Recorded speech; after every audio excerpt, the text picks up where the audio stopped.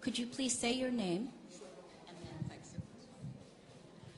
Mi chiamo Michela Pereira, parlerò in italiano. Sono una femminista del movimento italiano degli anni 70, orgogliosa di esserlo ancora. Come femminista e come filosofa da molti anni vado in cerca di una prassi trasformatrice della società, del mondo in cui vivo. E nella continuità di questa ricerca ho incontrato qualche anno fa gli studi matriarcali di Heidegger Abendroth e sulla scia degli studi matriarcali di Abendroth ho incontrato gli studi sul dono di Geneviève Vaughan e sono molto grata a chi ha organizzato questo incontro, a Geneviève in primo luogo, ma alle organizzatrici, incontro così ricco che poteva essere una settimana di studio, credo, e che ha soprattutto permesso di incontrare in questo contesto, a me che non l'avevo mai incontrate, persone che provengono da matrici culturali diverse dalla mia, perché io sono nata e cresciuta nel contesto del capitalismo patriarcale o patriarcato capitalista, che dir si voglia, e proprio per questo cerco una prassi trasformatrice. Ora, questa prassi nel nostro contesto è veramente ancora molto problematica da individuare, come hanno mostrato proprio gli interventi più teorici, filosofici italiani, dei filosofi e filosofe italiani, che hanno messo in evidenza le difficoltà non solo a definire teoreticamente, ma a rendere praticabile il dono in un'economia come la nostra. Ogni forma che apparentemente è dono rischia di essere, o forse è direttamente, carburante per il mantenimento del sistema, anziché prassi trasformatrice di questo sistema. Ho però individuato due punti su cui volevo interpellare le persone che hanno parlato e tutte le altre. L'una è l'indicazione che è stata data del dono come legame liberante, cioè, se mi posso permettere, forse una traduzione forse non esatta di quello che diceva Daniela Falcioni, il dono come espressione della libertà, o forse come Pulcini dell'amore di chi dona, che produce libertà in chi lo riceve, non dipendenza ma libertà. E allora questo sarebbe il punto che lo differenzia dalla filantropia, non formalmente ma da un punto di vista veramente forte di contenuto. Dall'altra c'è il dibattito che è emerso più volte fra scambio e dono, no? Allora, se io ho capito correttamente, quello che si dona o che si scambia sono sostanzialmente le stesse cose.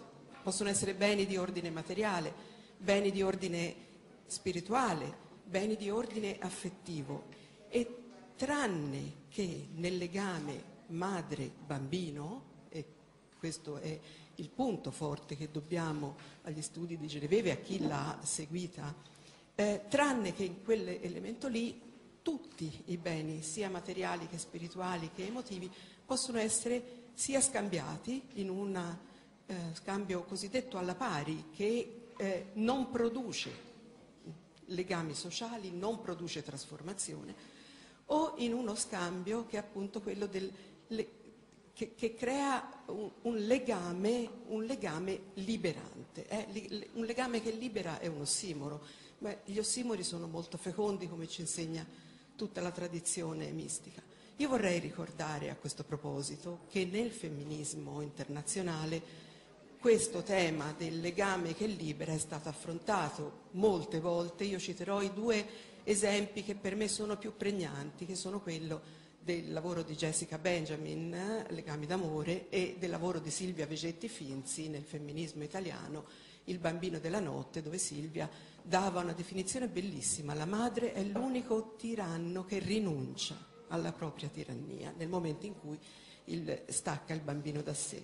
Bene, allora è un problema, è una questione di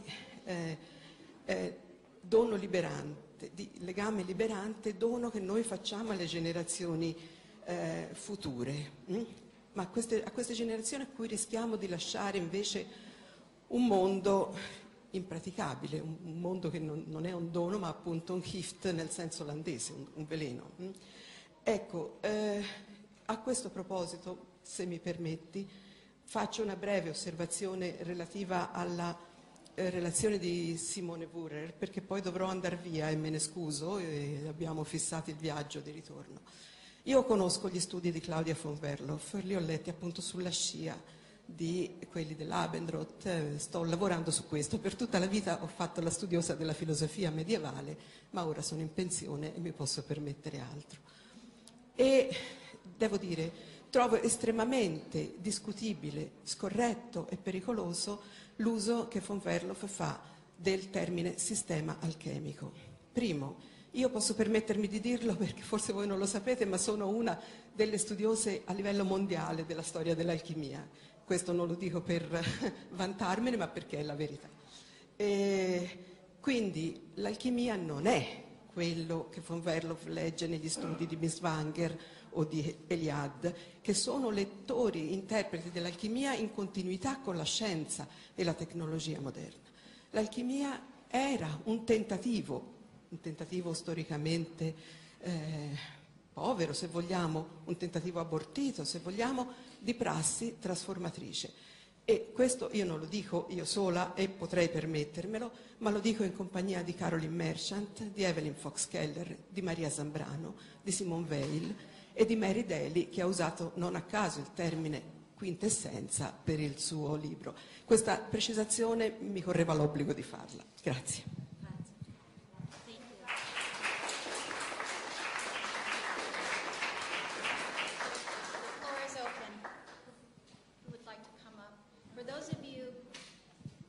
For those of you who arrived late, we're looking at the first 3 panels as a focus of discussion right now, okay? So we're going to queue up, and please speak into the microphone up here so that the translators can translate. Thanks, Aditya. This morning I woke after tormenting Barbara Mann by saying 7 a.m. is really too early to get up, and she says 7 a.m. is a regular time to wake. And that was her gift to me, to get up and wake up. But so I woke also with the idea of rational self-interest. When I studied in the US on scholarship, I was at Stanford University, and we were being taught what I call rat choice theory. Having experienced imprisonment under apartheid in South Africa as a child, I understood that my self-interest was not necessarily selling out my high school sweetheart, who was in a different prison cell being interrogated and tortured, and I didn't sell him out or any of our friends, so that our self-interest was together and collective rather than me thinking, like as in Prisoner's Dilemma, that he was going to sell me out. Do you understand what I mean? Not if you do. So the idea of rational self-interest is that my interest is individual and separate from that. What is the problem? No translation? It's okay. Oh. Italians are more emotional than Indians even. So may I continue? Cool. So when people think about rational self-interest, is that the interest is entirely vested in the self, in isolation to and often in opposition to anybody else, whether it be individuals or the collective. And that for me is an understanding of rational self-interest. But I thought that instead of framing it as an individual self-interest, okay, so individual self-interest, I understood that. So I can continue now? Yes, I understood that. So instead of having interest that is vested in the self in opposition to anybody else, including the other individuals or the collective, my interest is vested in the collective's well-being. Yesterday, with a beautiful, powerful healing ritual, somebody said, "Did I go and get healing?" I said I didn't myself need healing from the collective, but my healing is vested in the healing of the others, because indeed if the others are well, I will be well. If only my self-interest in that moment last night was, if they are well and happy, they will be kind to me. And so in that instance, I am self-interested, if you see what I mean.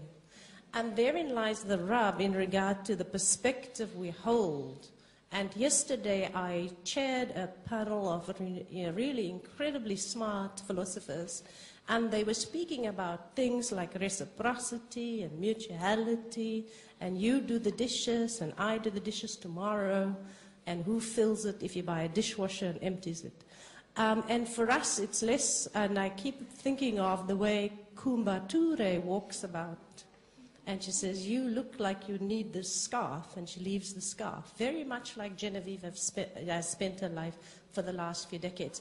So but I would like us to reframe our thinking and our practice away from the notions of reciprocity and mutuality, which are very alien concepts to us, and to think of rational self-interest as the self's interest is vested in the collective well-being.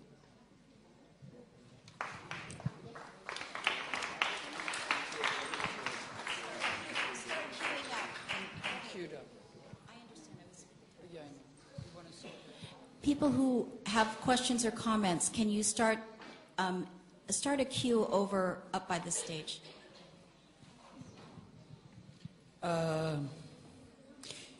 My question is around, and it revolves around the philanthropy, the women's space in Michigan, and around healing.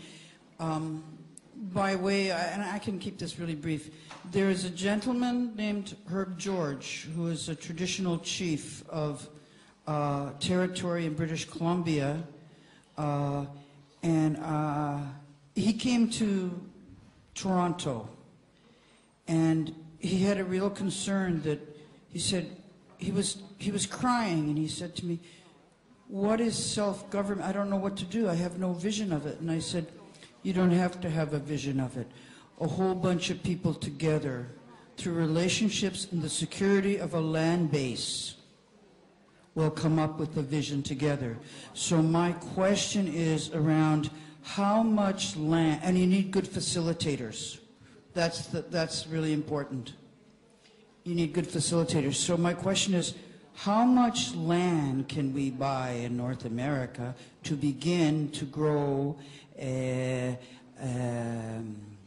critical mass with $3 billion? And because we can't do any of this without a land base in which to support ourselves. What's that? Somebody's phone is ringing.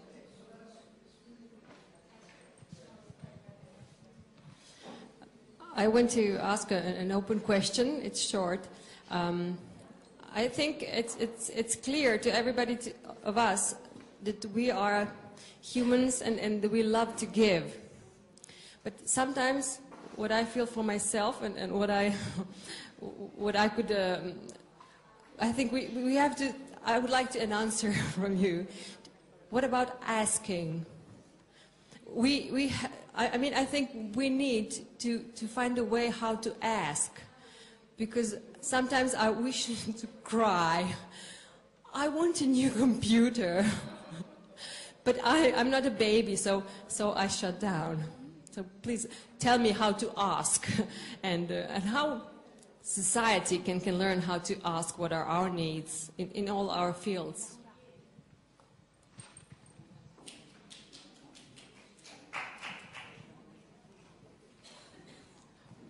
Forse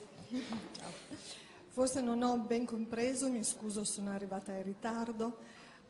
Pensavo questo fosse il momento per porre i temi per la discussione. Is it all about? Yes. Oh, sorry. It's okay. No. Perché il tema che a me piacerebbe esplorare, che è un tema, se volete, anche collegato a quello di cui ha parlato Barbara Mann, è come creare una nuova realtà, quindi concretamente delle nuove visioni, delle nuove strutture di potere che non, cioè, seguendo questo concetto, no? che siano di beneficio per tutti, non che tengano solo occupata una parte, perché l'uso del tamburo è stato di beneficio per tutta la società, le sweat lodges sono stati di beneficio per tutti, quindi non erano utilizzi diversi del valore dell'occupazione, era un'occupazione comunque di valore che dava valore a tutto il clan e tutta la società, ma con una nuova distribuzione del potere. Quindi questo dono che viene passato, queste attività che crea il dono, come si intrecciano con la gestione, non la gestione, con l'articolazione del potere, no? Il potere fra i gruppi, fra le comunità, fra le varie persone che appartengono a un progetto, per esempio. E questa là. Thank you. Barbara will get a chance in the next section. So for those of you who came in late, we're taking the first 3 panels, topics, with the speakers who are still here. So if you have comments or questions around that, then I want to cue you up so that there isn't a single focus that dominates. We're all here for the gift. So we all know that. But I want to make sure that every presenter is given an opportunity to have their short speech commented on and for them to have additional time. Okay? Thank you so much. And if you would like to queue up for those of you who have comments on this first section, and if there aren't comments, we'll begin with the next section. Okay? Io chiedo perdono perché disobbedisco, ma devo tra poco andare via perché ho momentaneamente abbandonato i miei 2 bambini, ma non posso andare via senza dirvi grazie. Solo questo. Continuate, vi prego di continuare. E grazie a ciascuno, ciascuna di voi, perché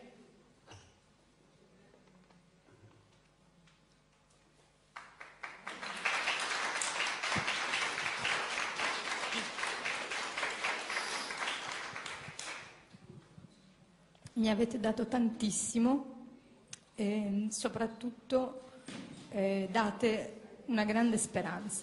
Solo questo. Grazie.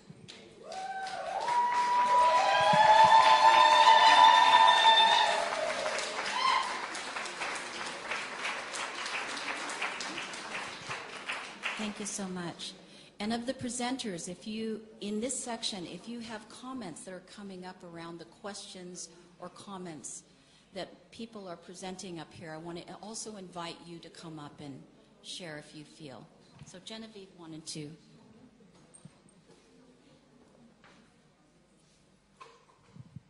Grazie.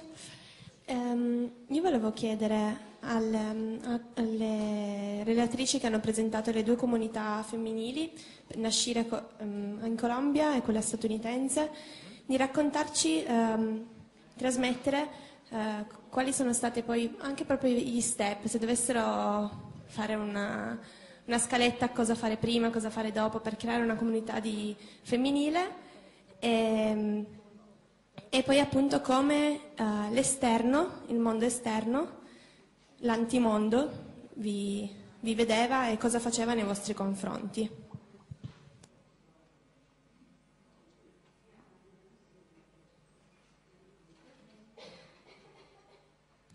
Unfortunately, Angela is no longer here, but Lynn is still here.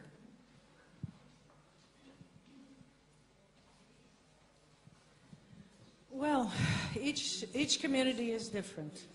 Our community was started by a group of artists who were looking for a place to do their art in a women's environment. So we found 4 cottages first, which were affordable to most women.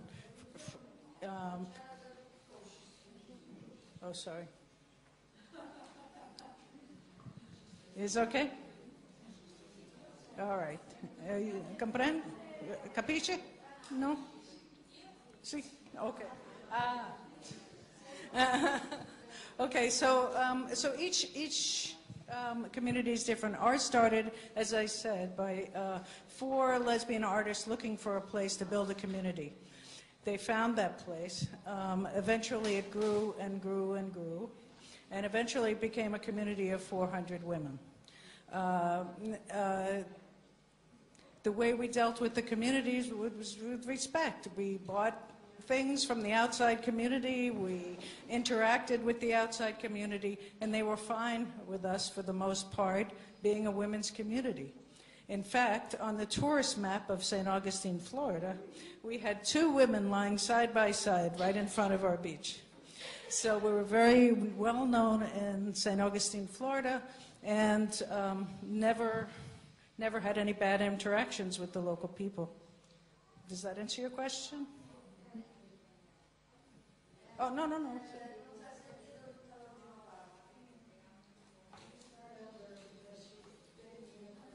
Oh, I'm so sorry.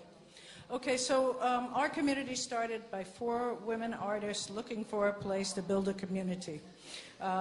We bought more and more land. No capiche? Okay. Okay. Oh, bueno. Bien. And then we reached from 4 women to almost 400 women in our community that came in and out during the course of our 25 years. So we had a very good relationship with the outside community. They respected that we're a women's community, and we respected that they were not, and we basically kept to ourselves. But we had good interactions, and I hope that answers your questions. Yeah? Sì. No, più che altro come se siete riusciti a influenzare anche l'esterno con voi. Oh, yes. Oh, yes. Women would hear about us, local women would hear about us and attend our parties and want to know more. I think we established many new feminists in our community of Florida, which was politically quite behind, and it became a vanguard when we moved in. So that's. Thank you.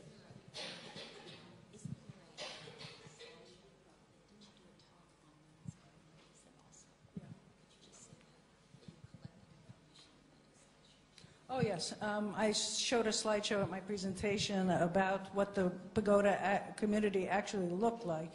And I also have a list of women's communities all over the United States. So if you'd like to contact me, you can contact me through Jen, who will give you my email address, and I can send you information on all the existing U.S. communities as I know them.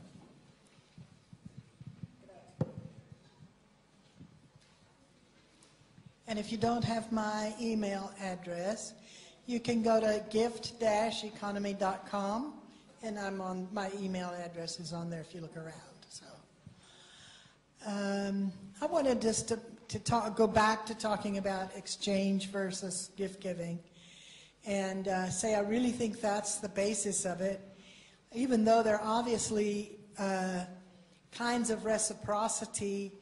I see it as an arc between unilateral gift giving on this side and, let's say, exchange in the middle, and then going on to exploitation and so forth over here. I had a picture of it, but I wasn't able to make it work on the computer. And gifting and exchange intersect with gifting and hitting. Because hitting is a way of reaching the other person like gifting is, and it creates a relationship with the other person that's a relationship of domination rather than one of mutuality and trust.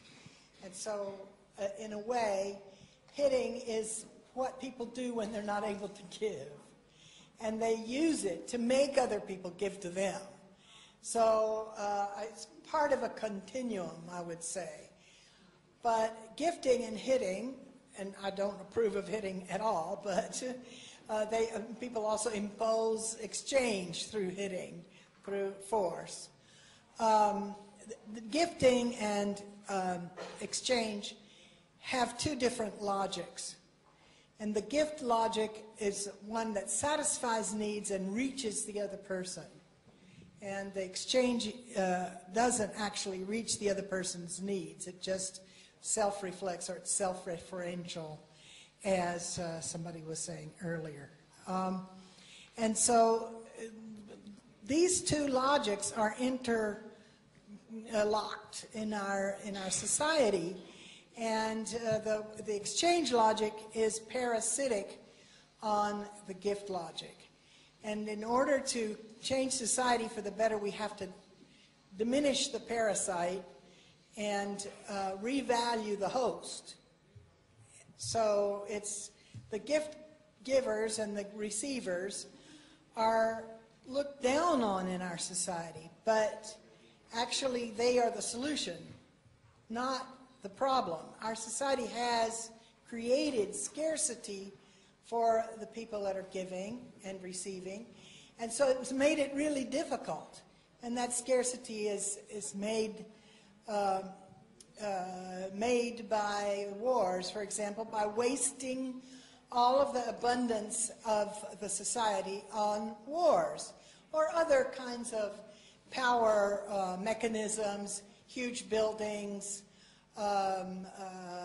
symbolic wealth, all of that, takes away the pool of wealth, or the pool of possible gifts out of the environment, and it makes the gifters look like they're necessarily self-sacrificial, which they wouldn't be in a different society. So we always have to kind of change our perspective, like it was in an optical illusion, you know, where one thing comes forward and the other goes back. Well, then we need to bring the other one forward and the other one go back. So we have a change in perspective that allows us to see how many gifts are already in society and what the real problem is. It's not gift giving, it's exchange. And I had something else to say, but I'm getting old and I forget what I was going to say.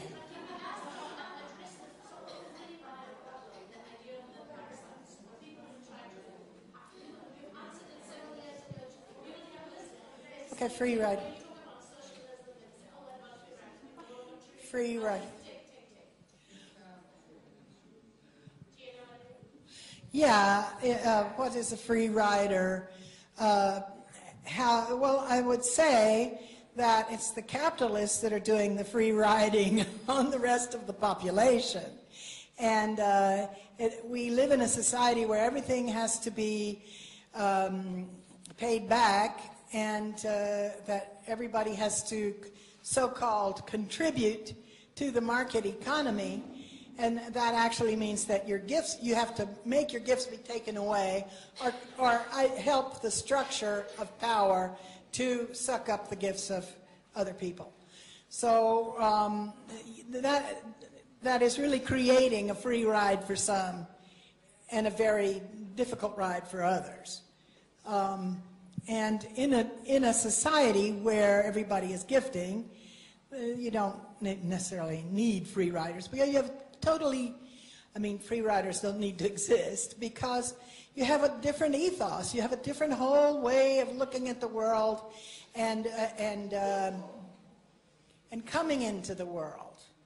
And I guess this is one thing I wanted to say about reciprocity, is that in the relation between mothers and little children, you have this, what are they called, proto-conversation, and each one responds to the other, but that doesn't make it an exchange.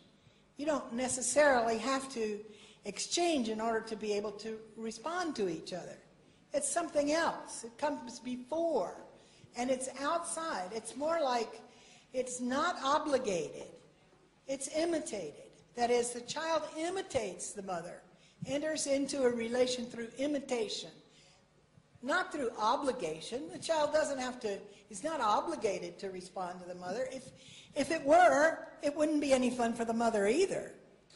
You know, so the basic interactions are, because that's the basis of all human interaction. Then the other kinds of reciprocity and developing into exchange, or maybe not developing into it, but being substituted by exchange later on, that's a different way of manipulating the gift against the people that are receiving and giving. But what is underneath it all is this mother-child relation, and that really is not, I mean, although it is a different way of looking at mothers, it's also a different way of looking at all of us, because we are all mothered children. We have all imitated our caregivers in learning to give care. So we learn to gift from our mothers by imitating them or mirroring what our mothers are doing towards us, or our motherers, or whoever is feeding us, because otherwise we wouldn't have survived. So that's just my little thing here. Is Robin McKenna in the house? Okay. She's here? All right. I'm going to step to the back and have a conversation with her if she's in the house.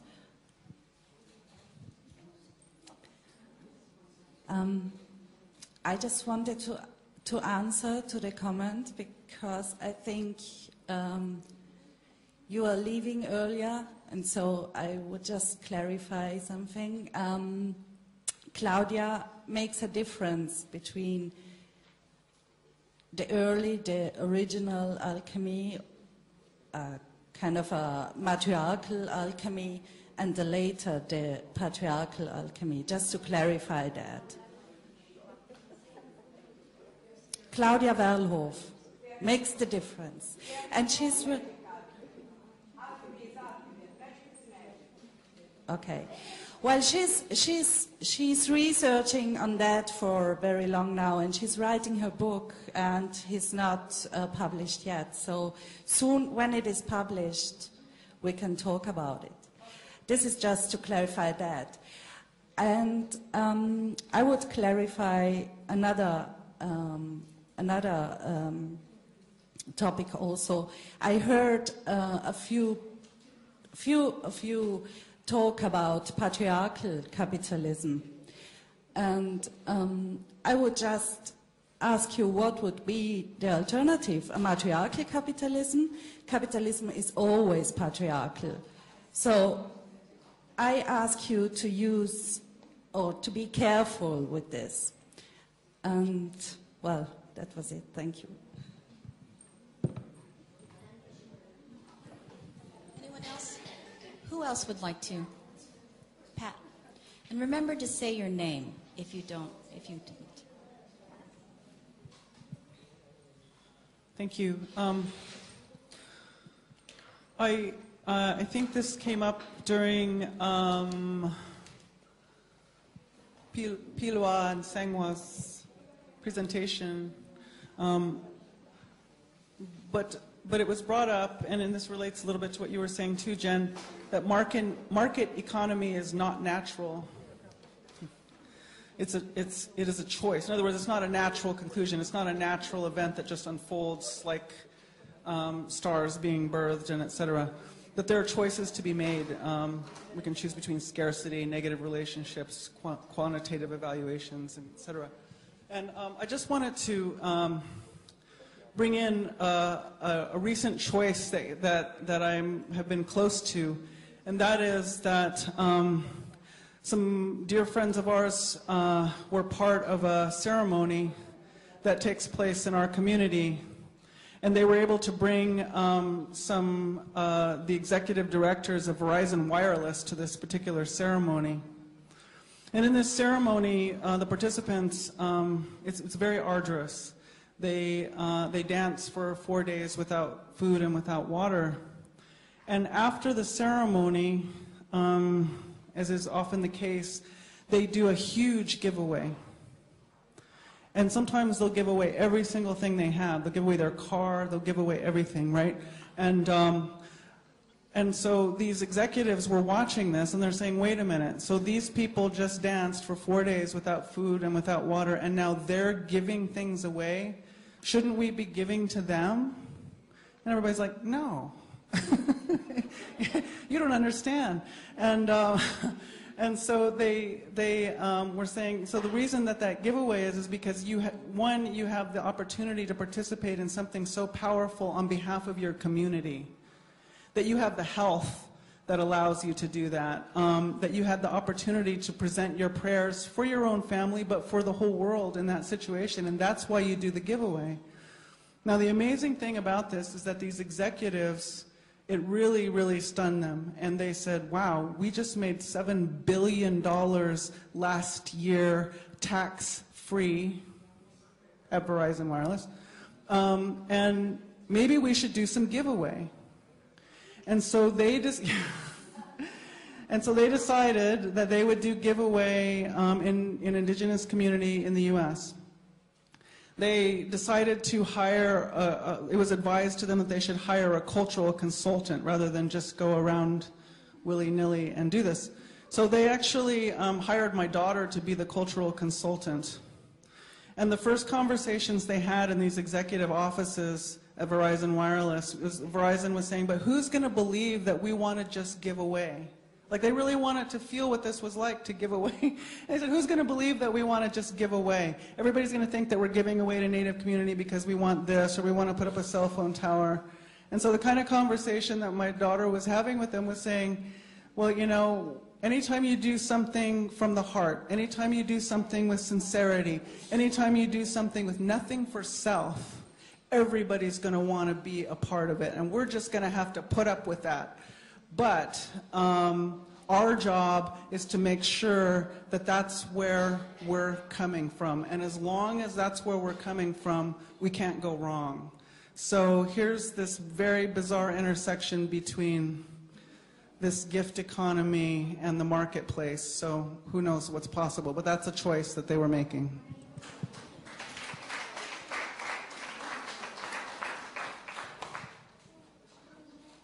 I wanted to make my name's Alpha, and I wanted to make a comment about the idea of this market economy being embedded in the gift economy, being parasitic off of it.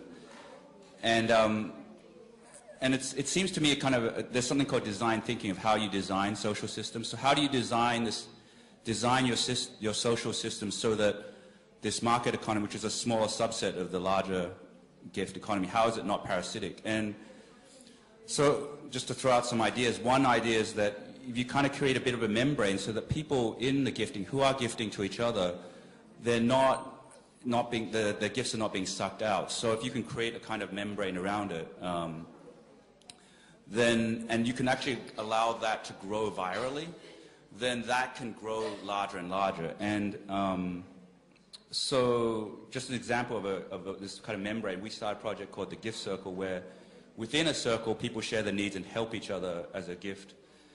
And so it's not necessarily being sucked out because you've got this membrane. And someone did a research paper and interviewed them and asked why people were giving, and their motivation was to create community. So what you want to do is design a system where there's a communal feeling of what happens when you do these actions. And so that's how you take the gift economy to a larger level. And if you look at some of the viral memes that are happening, like with, say, the Ice Bucket Challenge or Harlem Shakes or something, people are doing these actions because they want to be part of this larger community around the earth. So if you can kind of use the internet or other ways to actually create a communal feeling around why you're doing these actions, then I think that's a way to actually allow these things to start beginning to go viral and to grow that gift economy.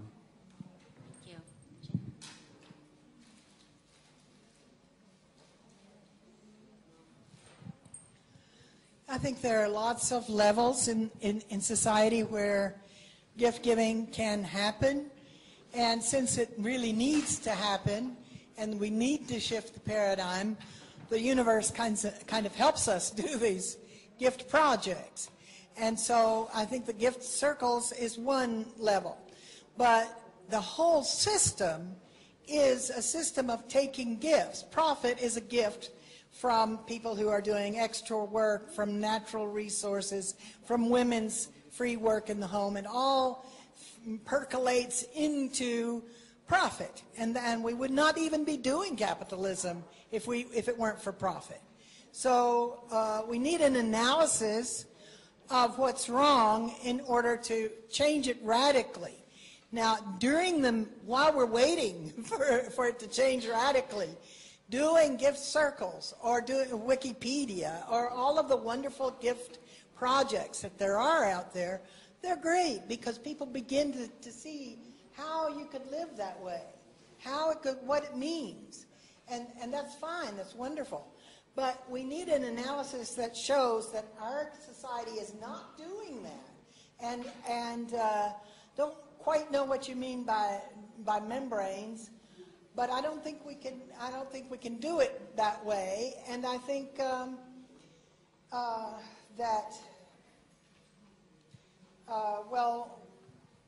I don't think we ought to design a future society. I don't think really we need to do that. Now, it has to rise up of its own.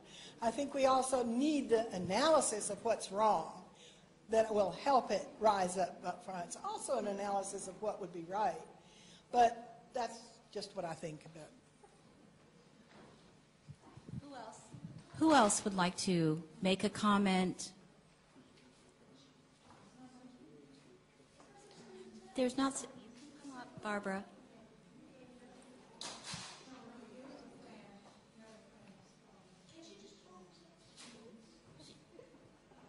Well, yes, a comment about this section. Yes.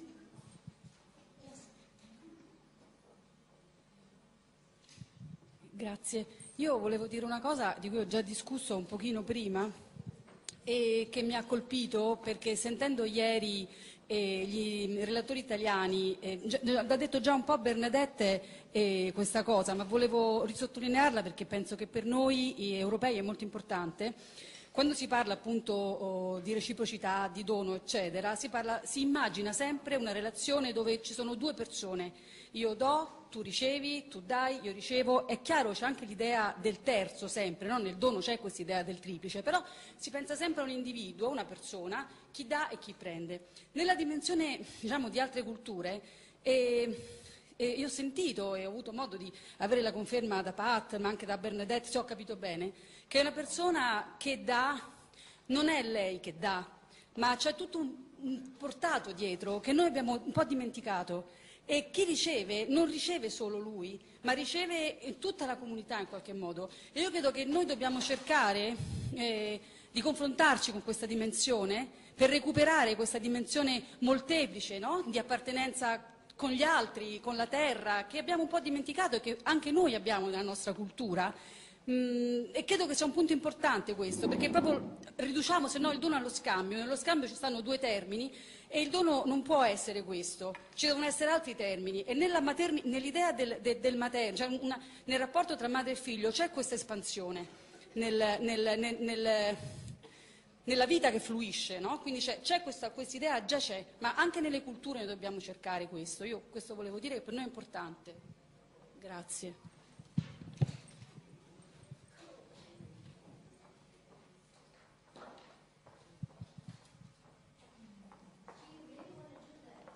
Anine?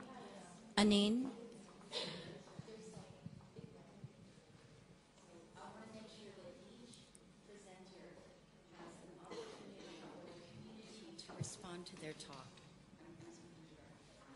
I've got a more concrete question. How do these gift circles function? What can we do in concrete ways when we form a women group or a group of gift giving? That is my question. Somebody said, one of the panels, I have a list of concrete actions, and I didn't get that list.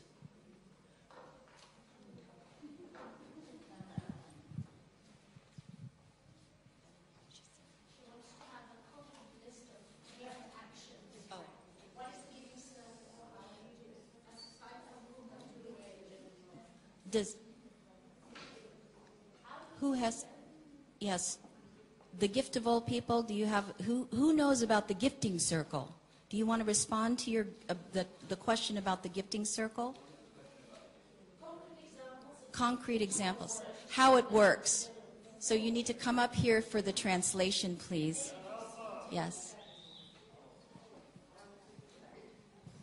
The basic idea of the gift circle is you gather in circle, regular, maybe weekly or monthly, and people go around and share what their needs are. So you can say, I need someone to walk my dog, or I need a massage, I need editing help. And then other people in the circle can volunteer to help with that service. And it's as a gift, not as a barter. And when people spend the week helping each other, it actually builds this community because you're spending time with each other. So it's both a retribalization and a kind of relocalization of the economy. And for a list of things to do, I actually just, for our Giftable, we were asked to make a list of practices. So we made I made a whole card pack of like 40 or 50 different practices you can do. I think the pack just got to the hotel in the next block. So if people want to, I don't know, maybe there's some way to get this card pack to people who want this list of gifting practices. Maybe we can figure out how to do that.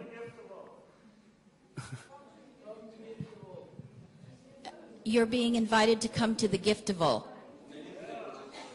So is that appropriate, Lenore? Someone who's organizing for the Giftable, the invitation is open. So what you want to do, Manish, can you stand up and come to the front? An invitation for the next few days is going to be the Giftable. And if you're interested in participating, you want to make sure that you see this gentleman. So just Namaste.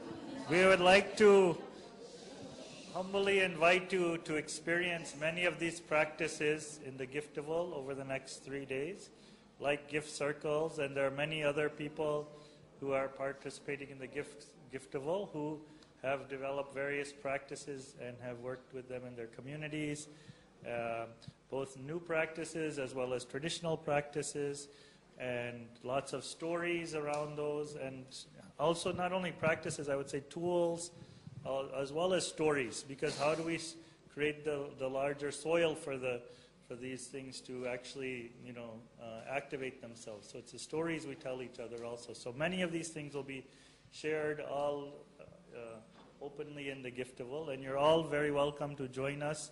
Tomorrow, if you are coming, you have two options. So you're most welcome to join us all 3 days, if you can. If you cannot join us all 3 days, then tomorrow is the day we've left for people who want to come in and out and get a small taste of what it is all about. But we would then ask you after tomorrow, either you stay for the rest, because then it starts to get a little bit not so clear who's coming and going. So tomorrow, and we will also tomorrow evening be cooking a wonderful Indian fusion meal with many different things. So you're most welcome to come and cook with us and eat with us. And you get to taste the magic in my fingers. 10 o'clock here, and we'll be meeting in this hall. If the weather is nice, we'll be meeting downstairs, otherwise in this hall. Yes. And the other thing I should just say, in the Giftable, we will actually also be co-creating. Part of the idea of the Giftable is to bring together people to create new practices together, new tools together, based on what we need in our own communities too. So that's also, it would be wonderful for you to come, and we actually can create some more very powerful tools together. Yes? The co-organizers are, Dick is there, Lena is there, Alpha is there, Judith is there, Sheetal is there, Feliz is there, Yayo is there, Aaron is there, Madhu is there. Basically, all the beautiful people in the back are helping to co-organize it. So all the beautiful people in the front, please come and join all the beautiful people in the back for the next few days. Thank you.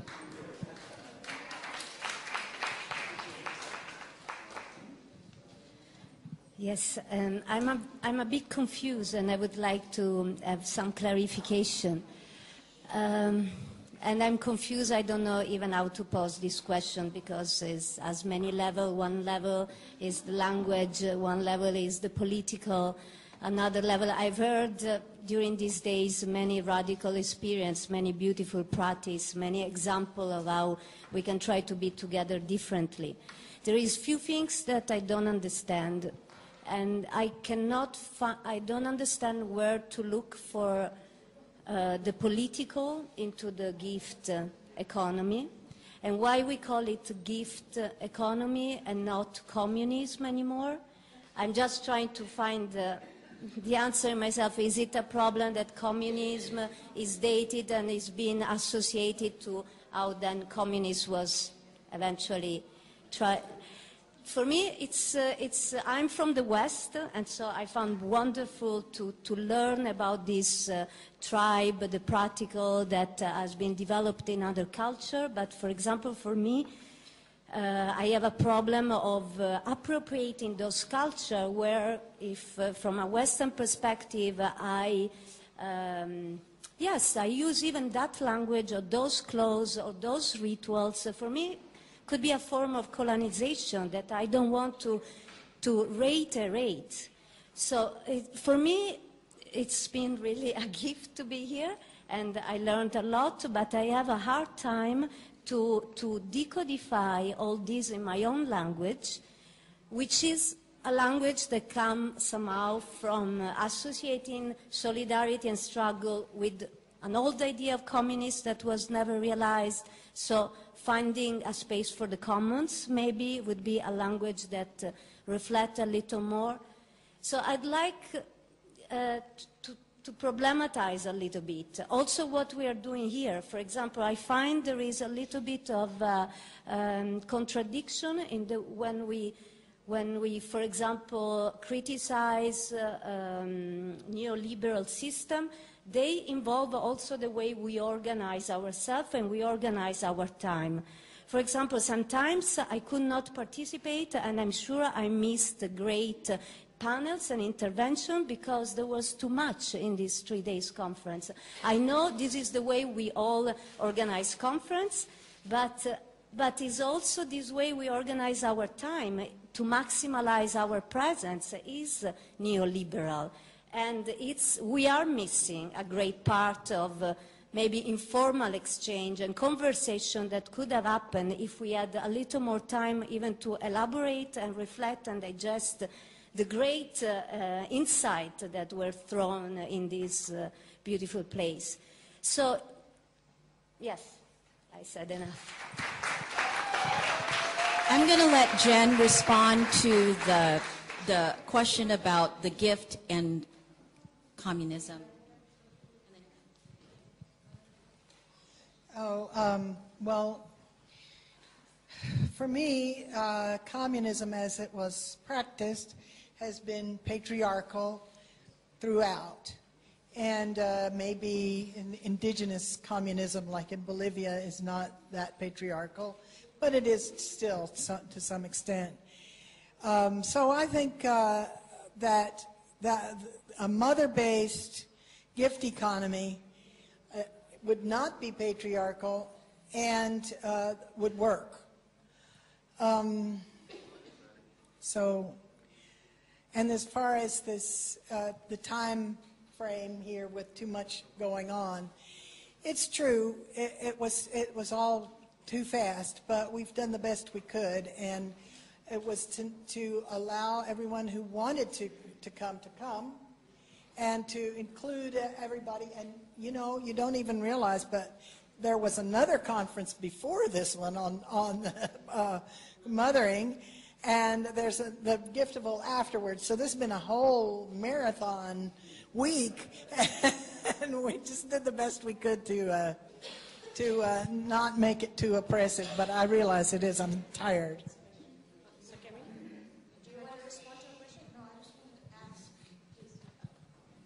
A very brief question. Yesterday, or the day before, I can't remember, one of the panelists really addressed this question of communism and Marxism. and I thought they addressed it very, very well. But I can't remember who it was. So, who was it? If you're here, please.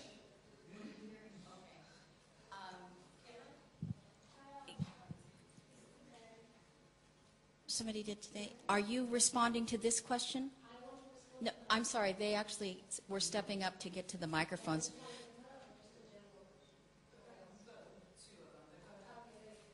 You're responding to this question that she had? Yeah. Yes. About political and communism and properties directly. Yes. It is a response to part of the question, but no. And the politics of actually this issue. Okay, so I came up here to give an offer, but it is related to your question about why not saying communism. And my perspective is that's another state sort of centralized solution that we look to. It's not intended to be, but has been applied that way. And I feel that there are a lot of solutions that we can do ourselves without relying on a larger system to change or mandate things. So that's what I've been working toward, is working on mutual credit and things that we can do ourselves. And I wanted to offer to people a place, I wanted to offer a place.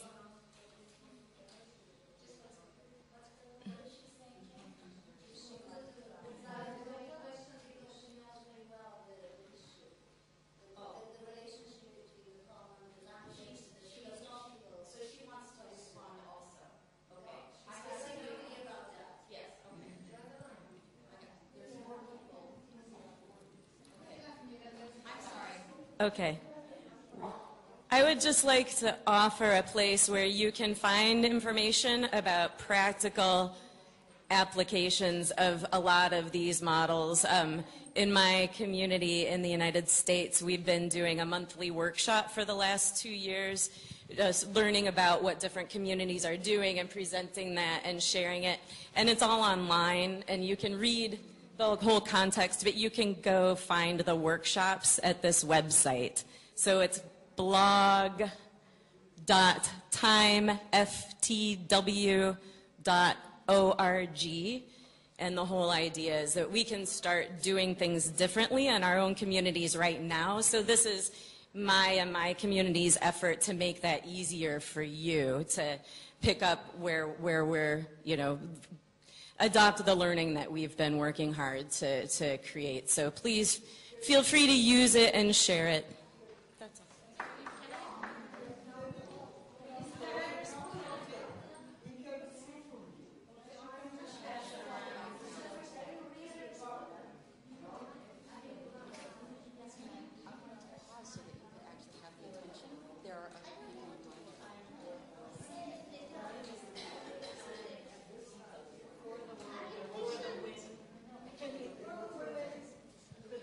Excuse me, I have in queue 1, 2, 3 to respond to this particular issue right now that has to do with the commons and the political.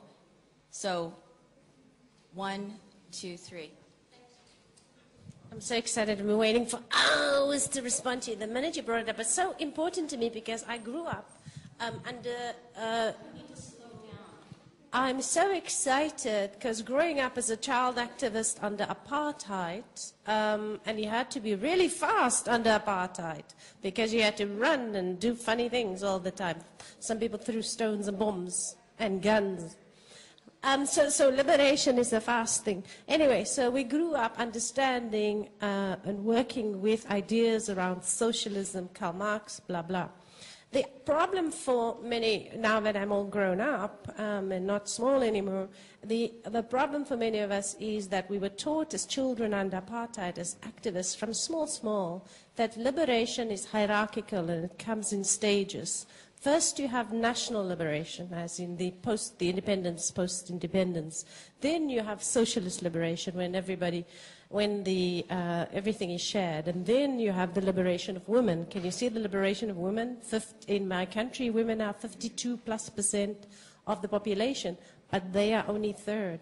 And then after can have queer liberation, environmental rights, the rights of animals, donkeys, cats, and everybody else. So it's deeply problematic. The second part of it is that that's very, very personal for me, is that it's a patriarchal system imposed by men, and you see that in countries that had so-called socialism but not real socialism, there the women were not really liberated. Maybe they had more opportunities than women in the West might have, maybe not, but women were oppressed. There was gender-based violence. I mean, a lot of the information on serial murders in the former Russia was suppressed. So the problem is that women were never liberated under the kind of socialist countries that we're familiar with. And the other part of it is that if you think of Chairman Mao and the ways in which the countryside was raised, like literally obliterated, and do you see what I mean? And the people who suffered most under these imposed, very top-heavy patriarchal structures were the indigenous people, and hence indigenous women. And so these are deeply problematic things for us, whereas in fact indigenous people have the knowledge, and we don't need to study some crazy man whose children were dying on him in the middle of a house in Europe. We have the knowledge already.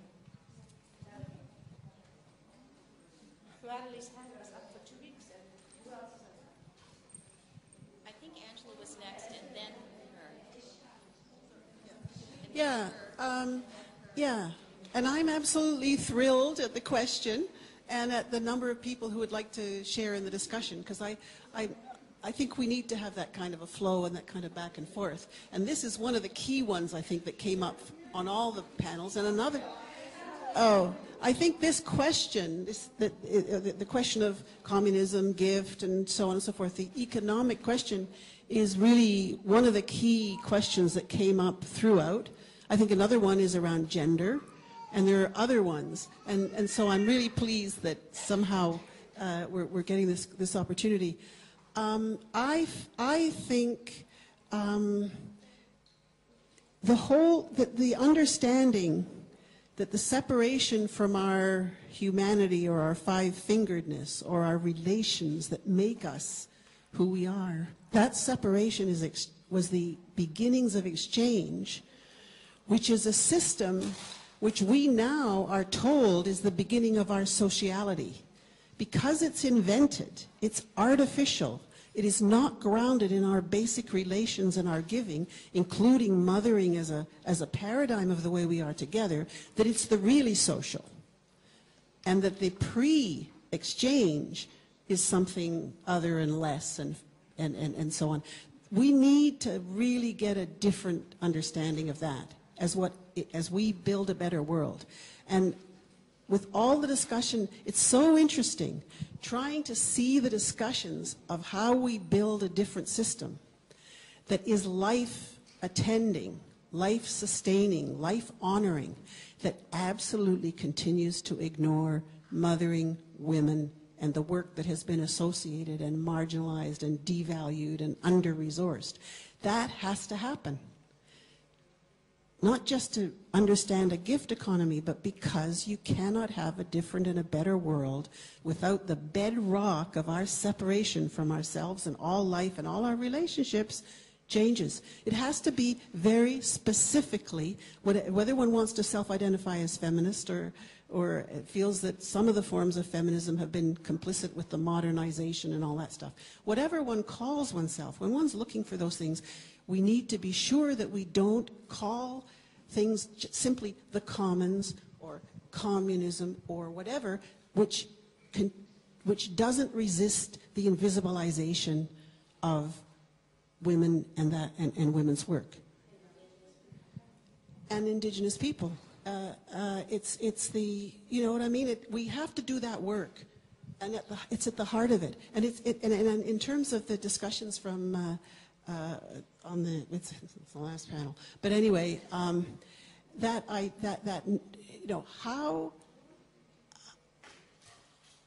do we name all the things that we need to name and make sure they're understood and seen, and do it together in a way that that doesn't reproduce the kinds of dysfunctions and so on and so forth. I mean, it's a major, major challenge. It's sort of like, I don't know if you're a feminist, but when feminists are told, why don't you just be a humanist? You're for everybody.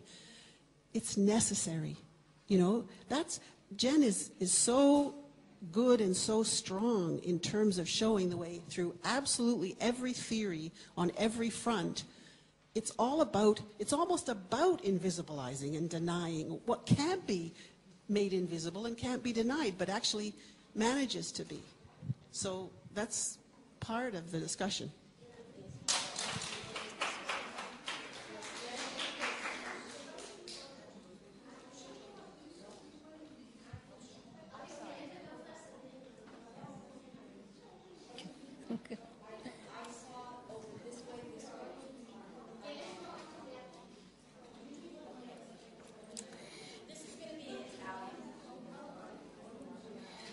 Faccio un discorso. Prego.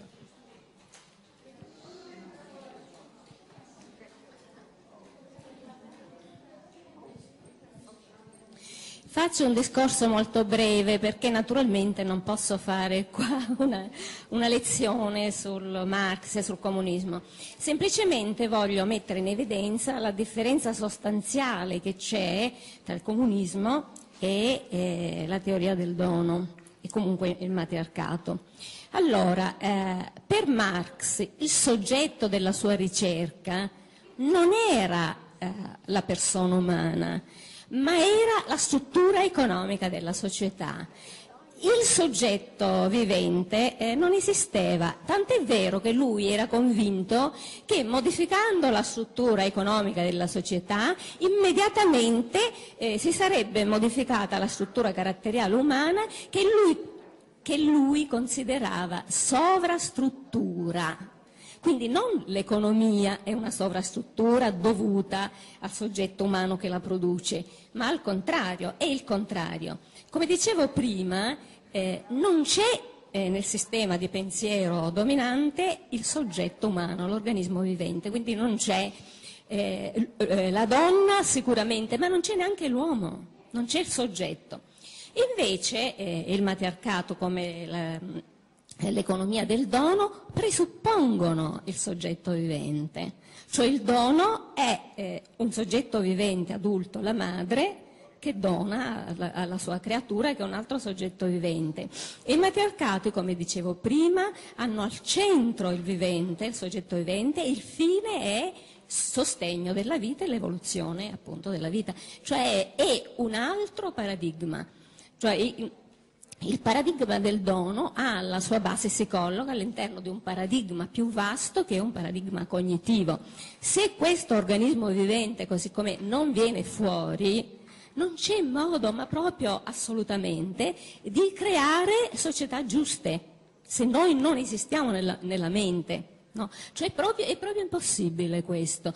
Quando le persone mi chiedono ma tu parli di teoria e invece dovresti dirci come dobbiamo fare praticamente, la mia risposta è: in questo momento storico reimparare a pensare è la cosa più pratica che ci sia, altrimenti non ne usciamo.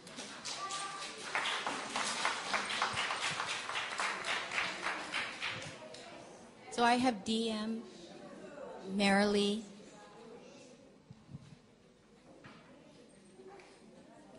I want to bring it back to the source's mouth. Some people would say the horse, what is it? The horse's mouth? The source's house. Marx and Engels were in their idea of egalitarian system. They took their models from indigenous societies. They saw the women sitting around the outside of the circle and they explained it all by we were being excluded. No, we were holding the community together. There's a really ethnocentric view that I've experienced, and it's not directed to anybody, but I've experienced in my studies with women's studies, is there's an assumption that there's pre-state societies and state societies. No, there are non-state societies and there are state societies. And the whole idea is not to give your power away to the state. But the reason we were able to do that is we had a land base. And the values we based and the ethics we worked with was that which you do to the most vulnerable, how you benefit the most vulnerable and treat the most vulnerable is how you judge a society. It's in your own Christian theology. What you do to the least of my brothers, that you do unto me. It's in every religious belief about kindness. And I just hate all this theoretical complication. The reality is we didn't give our power away to the state. Our men didn't go out and work on Bay Street or Wall Street or anything. It was all part, and it was all, and I'm going to tell you this tiny little story. It's about my understanding of arranged marriage in my own culture. Was you could have sex with anybody, but you had your children with the person that the elders had arranged for you to marry, because that child, those people, those parents, grandparents, aunties, had all agreed to be responsible for that child, and that's how the communities, that's how they were knit together. So adults, get over your neurosis because you have to be responsible for that child. So when we say that it takes a village to raise a child, what we're really saying is it takes a child to raise a village. Okay? And so that's why we need a land base. And there's something really interesting in Robin Dunbar's numbers. You know about Robin Dunbar's numbers?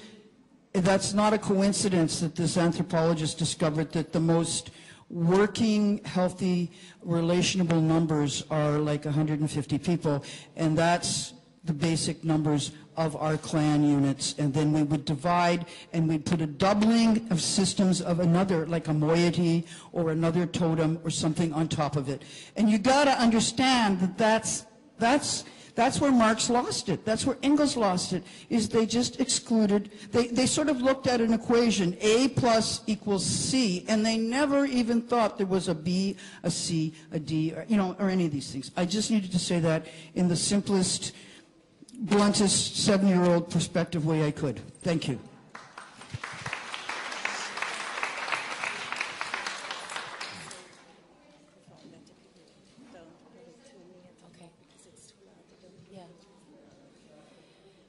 For all of you who are coming up to the mic, please make sure that you don't put the mic up too closely because it distorts the sound for the interpreters and they can't hear very well the articulation for the translation. Okay? Thank you.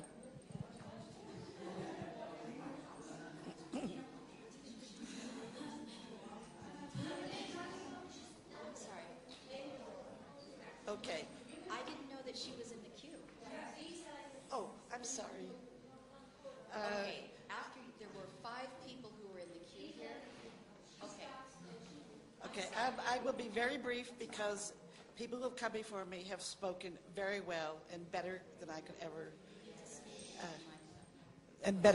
ever say it. I would just like to add one small thing, is that besides and I think Bernadette has said it very, very clearly, a lot of the feminists who arose in the second wave of feminism, which did not arise only in North America and Europe, but certainly in Asia, Africa, the Caribbean, and Latin America, came out of, and Italy, and came out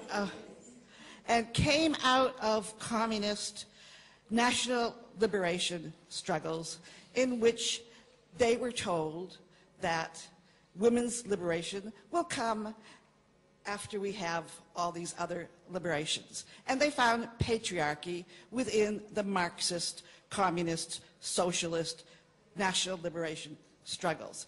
And I had the privilege to meet so many of them who were here in exile from Africa, from Latin America, from Asia. And this is where they began to question and talk with each other and discover that, yes, this was a very, very common problem of women who were involved in this kind of so-called militant politics, and began to join together. And then mother was totally excluded. Reproductive, the women's caring work, or what was called the reproductive work, was excluded. And they began organizing themselves. And then Jen came and gave a name to what these women were doing so that we could recognize ourselves as part of the gift economy. Thank you.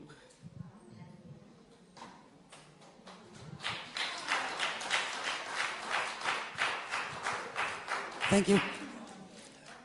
Probably I was going to speak in Italian or German, and I have... No, allora vado a parlare in italiano, molto meglio. Sono tedesca, Cristina, ho la croce delizia, allora il gift ambivalente, come abbiamo detto, di stare qua alla casa delle donne più di 20 anni.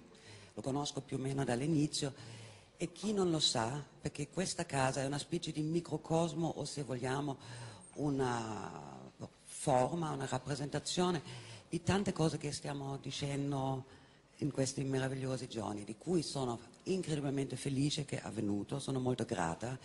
E poi sono soprattutto, questa struttura c'ha un disperato bisogno esattamente di parlare di gift economy, per quale motivo? Perché questa casa, attraverso un piccolo fatto storico, ha avuto anche un ingresso in questo palazzo storico del 600 attraverso un affitto, ma poi viene dalla cultura scuota, dall'occupazione. Questo andava avanti fino un poco prima del 2000, che poi entra nella fase, insomma, della progettazione insieme con le istituzioni, un grande piano di fattibilità per farle diventare istituzionale. Cioè, all'inizio si mettono d'accordo sull'unica forma non commerciale che si chiama consorzio, che è sempre comunque una impresa.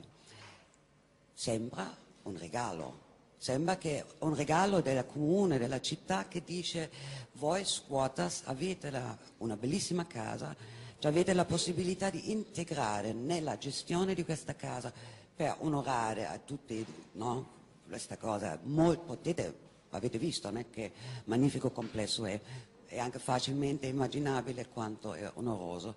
Cioè avete la grande capacità di integrare 3 imprese: il ristorante, la gestione delle sale e una foresteria.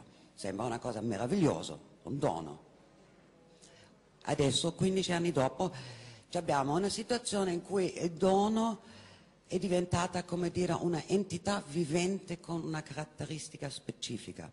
Cioè, abbiamo, io voglio chiamarlo questo esterno, come una specie di contenitore storico, ideologico, di desiderio creato, insomma, del femminismo italiano forte, momento propizio storico in cui era possibile di ottenere, diciamo, una struttura di questa portata. Allora, una memoria storica che all'interno adesso c'è una struttura che invece funziona come, chiamiamola così, capitalistica, cioè desideri sindacali concreti. Abbiamo lottato tanto, insomma, anche comunisti, insomma, ne siamo andati per strada per ottenere diritti esattamente di queste nostre compagne operaie, insomma, solo che tutte e 2 entità hanno bisogno di un linguaggio, di una gestualità, di un confronto specifico.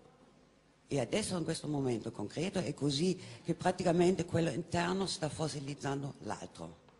Cioè, il mio spazio vitale è diminuito e non sono l'unica.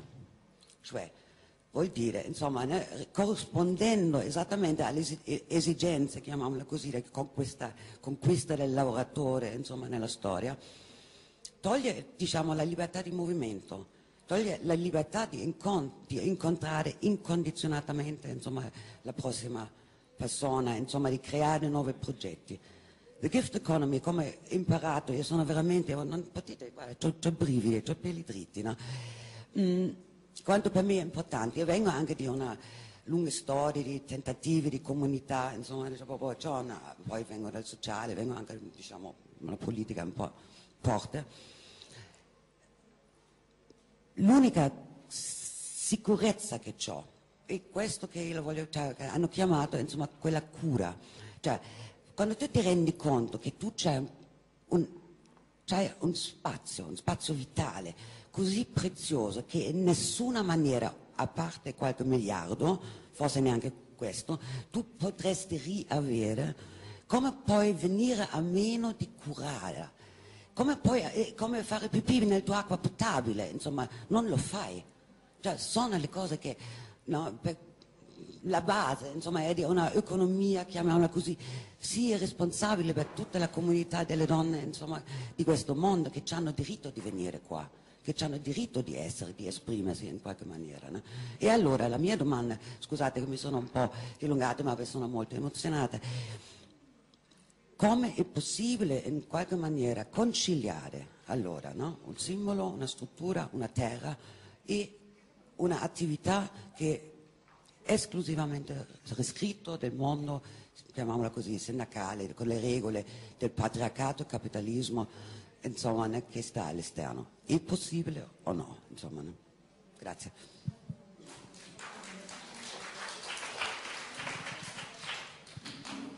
Io cercherò di essere brevissima. Noi siamo la cultura autoctona. We are indigenous. Non posso pensare di non avere una cultura di appartenenza, perché ce l'ho.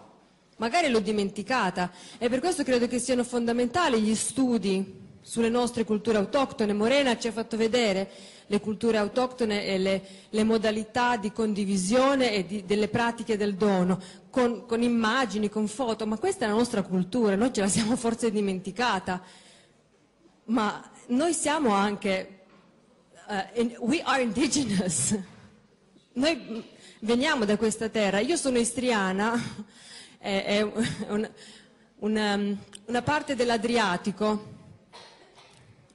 ed è adesso una parte della Croazia. Mia sorella, che è molto più giovane di me, è nata in Croazia. Io e mio fratello siamo nati nell'ex Jugoslavia. Mia nonna è nata in Italia e la mia bisnonna in Austria. Quelli prima nella Francia, di Napoleone, tutti nello stesso cortile. Ok? Io sono cresciuta con il comunismo e il socialismo, sempre lì dentro, che ha saltato, anche non c'era neanche il capitalismo, non era ancora entrato il capitalismo, subito il comunismo. E quello che adesso sto capendo è che noi abbiamo una cultura autoctona e che non ce la ricordiamo, per cui tiriamo su le storie e raccontiamocele, perché stanno morendo. Ecco, grazie.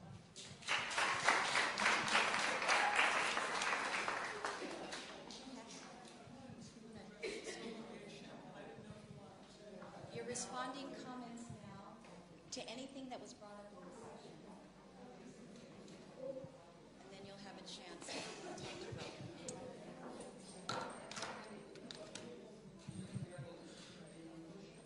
it.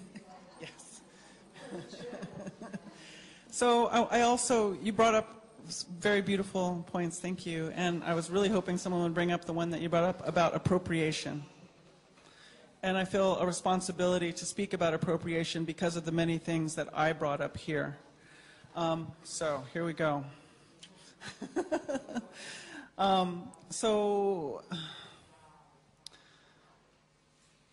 what I have been encountering in many different indigenous cultures, and it's not an agreed upon thing, as you can maybe imagine, but is that I have been told that there would come a time when the world would stop and see that edge of that cliff, and they would turn around and they would look for us again.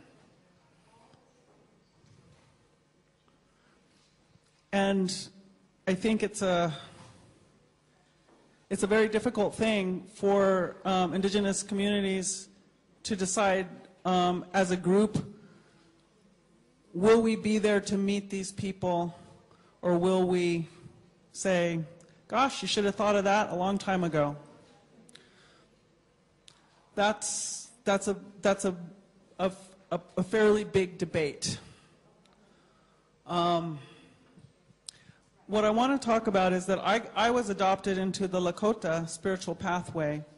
And in that pathway, in the United States, when it was illegal for indigenous people to practice, if I were to touch my drum, I could be thrown in jail.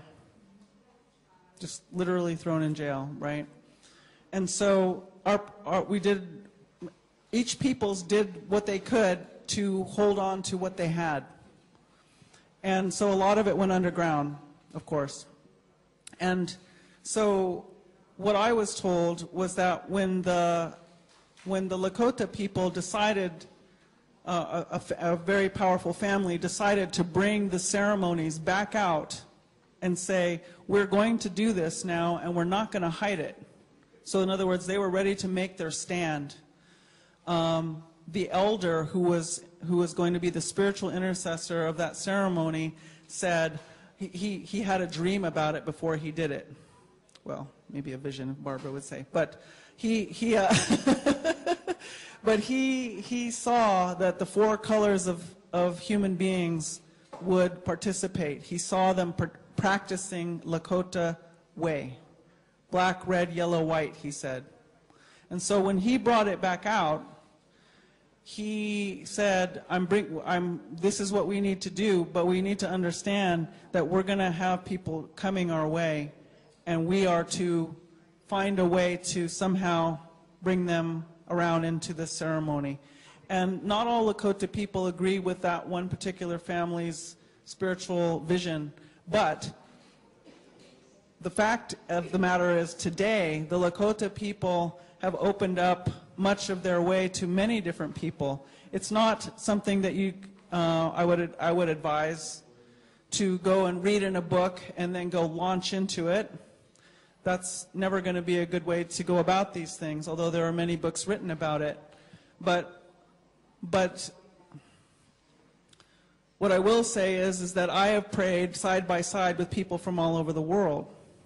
And in fact, that particular way has traveled to many cultures all over the world. My elders say, Dene elders say, that they believe that Spirit chose the Lakota people to be the ones to open up their way, something so dear, something so precious, something so conceivably vulnerable. And that we, as Dene people, have an obligation to support them in that opening, because we don't know what people are going to do with that way, and so it is very vulnerable. But that was something that had to take place. So there are other tribes that are watching the results of what has happened here, and in fact, our councils are now asking, and part of it has to do with watching what's happening there. Is to ask themselves, what part of our way are we, should we open to others? Because our way has been very, very, very closed, and many people's ways are very closed. There was a time of great protection, a time of need to protect, but my understanding, and this is why I speak the way that I do, was to say that we had an obligation to protect these ways for the day when they were going to be called on and needed. Because one thing I didn't say is that I was talking about the hoop of life during my talk and all living things having a part on that hoop. What I've been told is that the hoop doesn't understand us and them. The hoop only understands we. It can't function without a we. And so that's what I was saying before, was that there are many relational issues and healings and openings that have to take place in order for any of this kind of exchange, gifting, to occur. Okay, so that's a little bit of background about why I have the perspective I have. I was talking, when I gave my talk, specifically about women practicing a relationship of gifting their holy altar of life to this Mother Earth. The reason that I speak about that particular aspect so freely, Barbara and I talked about it later, she was talking about how it is for her culture. And she didn't stand up here and say, maybe this would be a good idea. And there's a reason for that. But the reason that I feel that way about saying it in a place like this is because, one, I've practiced this with people from all over the world in conjunction with very specific ceremony, with very specific ways of being and doing. And we've also, because of the difficulty of trying to uphold that part of the women's prayer, finally, because there was a struggle within the patriarchy that had invaded the culture in which I was practicing, eventually I had to say, why do I keep trying to put this particular prayer in conjunction with this struggle? So my experience is that I've been able to have this practice apart from these ceremonies, and that's I feel like it's an appropriate thing for me to say here. So I also just want to say this last thing, which is that I've been part of an organization of really amazing people who have actually, their deal is to put together a network of people who do rites of passage for young people. And this includes indigenous peoples, this includes people of multi-faith, this includes environmental education type people. And so in other words, it's a huge spectrum of people going to step into the ceremonial place. And because people are realizing that this is what our young people desperately, desperately need, but they may not come from a culture that has that, of course the first thing that they want to do is start looking to other cultures and saying, well, that makes sense, or that looks good, or that looks fun, or whatever their criteria is. And so we've actually come together and developed a place to begin of inquiry for looking at cross-cultural protocols as we're entering into these kinds of spaces.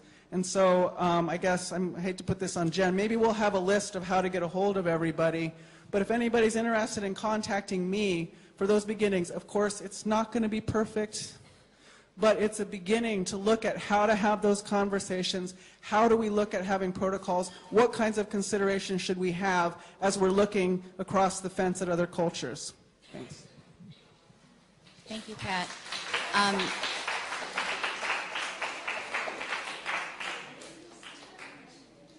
Okay, we're coming to about the time when I would want us to break so you could have 15 minutes to think, and then to come back for the next session.